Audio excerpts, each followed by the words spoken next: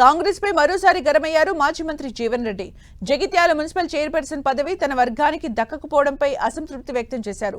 ఇంకా ఎంతకాలం ఈ వేధింపులంటూ ప్రశ్నించారు. పార్టీలో కొనసాగాలో వద్దో ఆలోచిస్తున్నానని, అవమానాలు భరిస్తూ ఎంతకాలం ఉంటానో తెలియదని ఇంట్రెస్టింగ్ కామెంట్ చేశారు. జగిత్యాల కాంగ్రెస్ పై ఎమ్మెల్యే సంజయ్ కు పవర్ ఆఫ్ అటార్నీ రాసిచ్చారా అంటూ పార్టీ పెద్దల్ని ప్రశ్నించారు.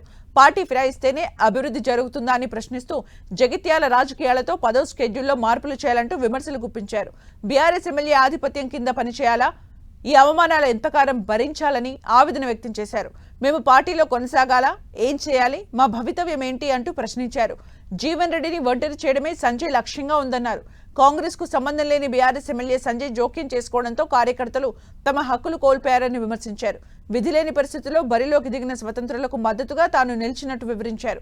పార్టీ కోసం పనిచేసిన వారికి అవకాశం ఇవ్వాలని పార్టీ పెద్దల్ని కోరారని, పార్టీకి కట్టుబడి ఉన్నానని చెప్పినా తన వర్గంలోని నలుగురిని క్యాంప్కు తరలించారని మండిపడ్డారు. వారం రోజుల ముందు కండువా కప్పుకున్న వ్యక్తికి చైర్మన్ పదవి ఎలా ఇస్తారంటూ నిలదీశారు. అదే సమయంలో పార్టీలో కొనసాగాలా వద్దా ఆలోచిస్తున్నానంటూ హాట్ కామెంట్ చేశారు.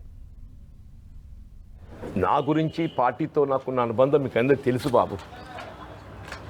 అంటే పార్టీలో కొనసాగటం అనేది ఆలోచించుకునే పరిస్థితి ఏర్పడుతుందంటూ నేను పార్టీలో కొనసాగడం. ఎందుకంటే ఇవాళ ఆయన ఊరు వచ్చి మా మీద ఆధిపత్యం చెలాయిస్తా అని చెప్పని మా కాంగ్రెస్ పార్టీ మీద ఆధిపత్యం చెలాయిస్తే, మా కార్యకర్తల మీద అజమాయి చెలాయిస్తే, మా హక్కులో కాజేస్తే, మా కాంగ్రెస్ కార్యకర్తల యొక్క హక్కులను కాపాడలేక ఏం చేయాలి నేను?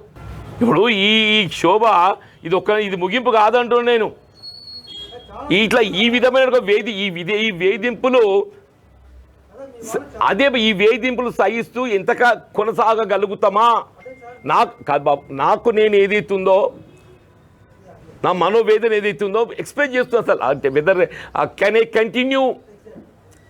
కంటిన్యూ ఈ వేధింపులు భరించగలుగుతానా? ఎంతకాలం భరించగలుగుతా?